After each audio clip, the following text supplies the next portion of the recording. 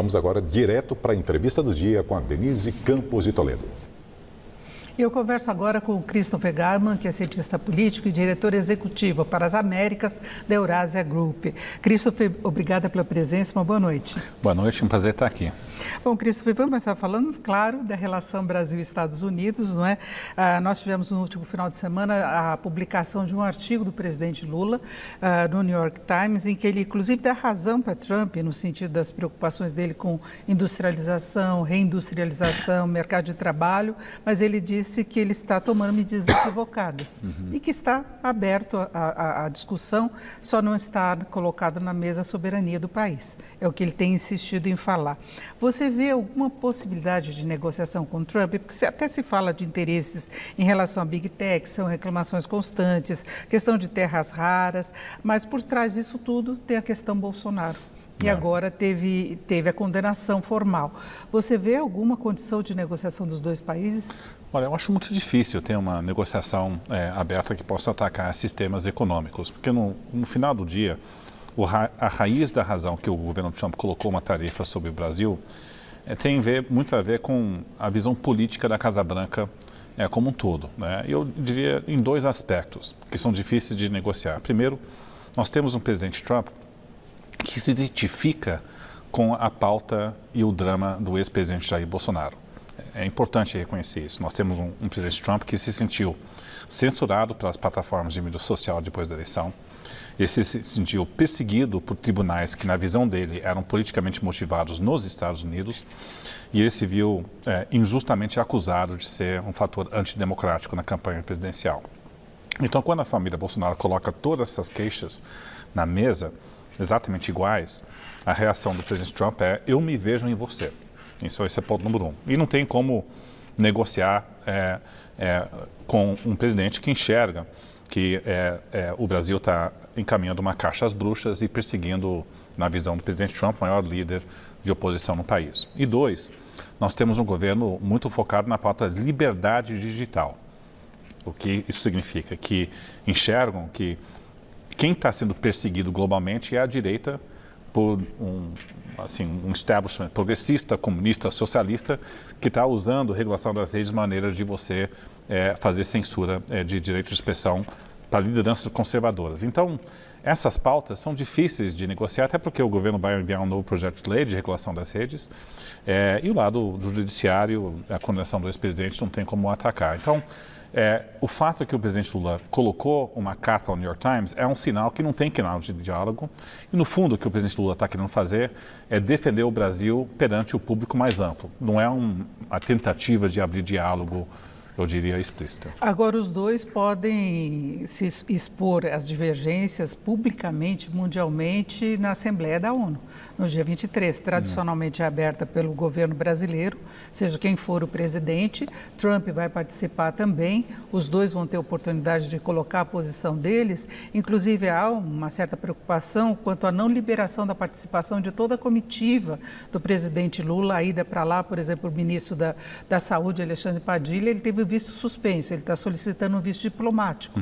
Então tem essa questão e Marco Rubio já antecipou que poderão ser tomadas novas medidas, novas sanções em função do resultado do julgamento. A gente não sabe se é ampliação de punições para os ministros mesmo, que tomaram a decisão, ou do ponto de vista econômico, não é? Pois é, acho que vem algo do governo americano contra o Brasil, vem. O governo, a Casa Branca já deixou isso muito explícito, o secretário de Estado Marco Rubio também sinalizando que algo pode vir semana que vem. Então, assim, do nosso ponto de vista da Eurásia, achamos que estender a lei Magnitsky para outros ministros do Supremo que votaram pela condenação é provável. Podemos ter aplicabilidade dessa lei para familiares dos ministros do Supremo, algo que também está sendo cogitado, suspensão de vistos.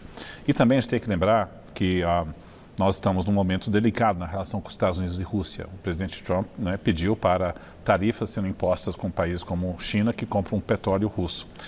O Brasil compra diesel russo. Então, numa situação onde o governo Trump está procurando medidas para tentar, pelo menos deixar claro sua insatisfação com o julgamento do ex-presidente, podemos pensar em novas tarifas. Mas eu acho que extensão da lei Magnitsky para ministro supremo me parece mais provável como uma primeira medida. Inclusive a possibilidade de atingir a esposa do ministro Moraes, a filha dele, que é maior de idade também, isso está colocado em pauta. Agora, Trump tem várias frentes de batalha, não é, entre aspas. Você citou a questão da Rússia, ele está cobrando a OTAN que suspenda também a importação de petróleo da Rússia, agora que há uma possibilidade de um avanço do conflito a partir dos drones que atingiram a Polônia.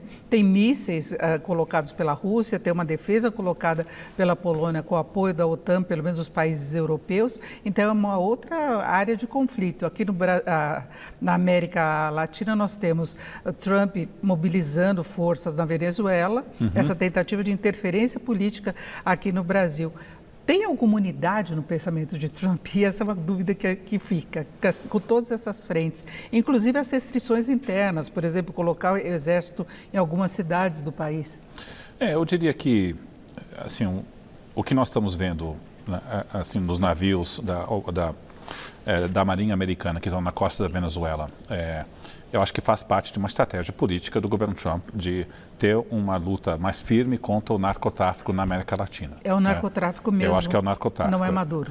É claro que existe um intuito de enfraquecer o regime, mas não podemos diminuir o papel de ter uma política para o hemisfério de combate ao narcotráfico, porque ter uma mão dura e combater violência e narcotráfico, porque a gente olha, overdose de cocaína e fentanil nos Estados Unidos tem aumentado muito nos últimos anos e aumentado mais em estados republicanos. Então, a Casa Branca vai querer entrar nas eleições do ano que vem, que é as eleições do Congresso, com uma credibilidade forte contra o crime. A gente olha a política para a região, eles denominaram grupos assim, criminosos e de narcotráficos no México e na Venezuela como sendo organizações terroristas. Então, e a gente também vê uma pauta muito cara ao secretário de Estado Marco Rubio.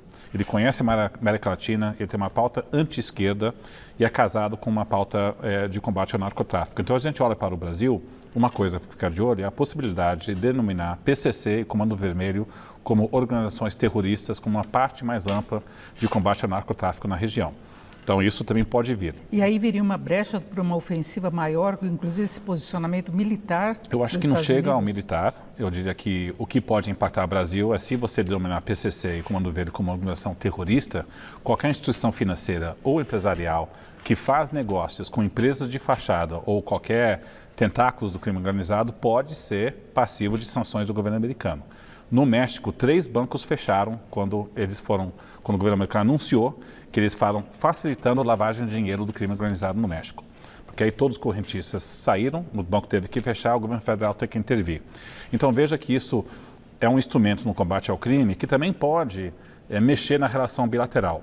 Mas eu diria que esse movimento na Venezuela faz parte de uma estratégia mais ampla para o hemisfério e também tem a ver com o fortalecimento do secretário de Estado. A gente pega o embate com a Rússia, eu diria que aí o presidente Trump está muito focado em tentar algum tipo de negócio com a Rússia e tentar forçar o Putin para a mesa de negociação. O objetivo final do Trump é ter mais negócios com a Rússia, mas ele está muito frustrado que não está conseguindo o resultado de intermediação que ele queria. Por fim, você acha que Trump pode prosseguir nessa situação até as eleições do ano que vem, tentando influenciar as eleições aqui no Brasil? Olha, eu acredito que eles vão manter uma posição dura com o Brasil, muito difícil você reduzir as tarifas, o que a gente pode ter ampliação, assim, nós temos alguma escalada e vamos ver para onde é que vai. Mas eu diria, ativamente influenciar a eleição, através de intervenção nas redes, eu acho que podemos ter, pelo menos publicamente, defendendo um candidato da oposição, mas em termos de capacidade de influenciar diretamente, para poder favorecer um candidato de oposição, acho difícil. O que pode ocorrer, que está ocorrendo de forma modesta, se o governo americano toma medidas mais duras, pode gerar um nacionalismo doméstico que ajuda o presidente Lula. Mas a gente vê, o aumento do presidente Lula nas pesquisas foi pequeno, foi 3, 4 pontos percentuais. No México, o presidente do México, ela cresceu 12 pontos percentuais, no Canadá foi 15 pontos percentuais, no Reino Unido mais de 10. Então, esse benefício para o Lula foi pequeno em comparação com outros países. Nós estamos um ano da eleição. Então, não acho que ajuda o Lula tanto.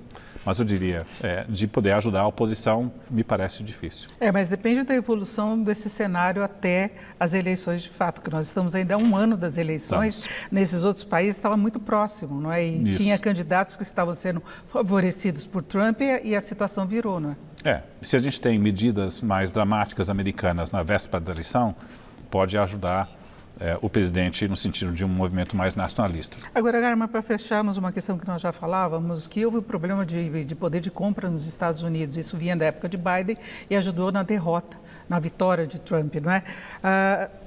Essa situação não piora agora com todas essas tarifas? Não há essa cobrança interna? É uma grande pergunta se o acúmulo de medidas de tarifas de um lado e também a política de deportação de imigrantes ilegais do outro pode levar a um aumento de preços e menos atividade. Essa conta está começando a chegar, mas não chegou plenamente. Eu diria que mais para o início do ano que vem é que a gente vai realmente saber. Mas em tese, sim, o Biden, ou os democratas perderam. A principal razão foi o aumento de custo de vida. Isso que levou o Trump à presidência. Tudo que ele está fazendo tende a aumentar preços e, portanto, tende a enfraquecer o governo dele no ano que vem, antes das eleições no Congresso. Perfeito, agradeço muito a presença do Christopher Garman, que é cientista político e diretor executivo para as Américas da Eurásia Group. Obrigada, Christopher. Boa noite. Boa noite. Com vocês.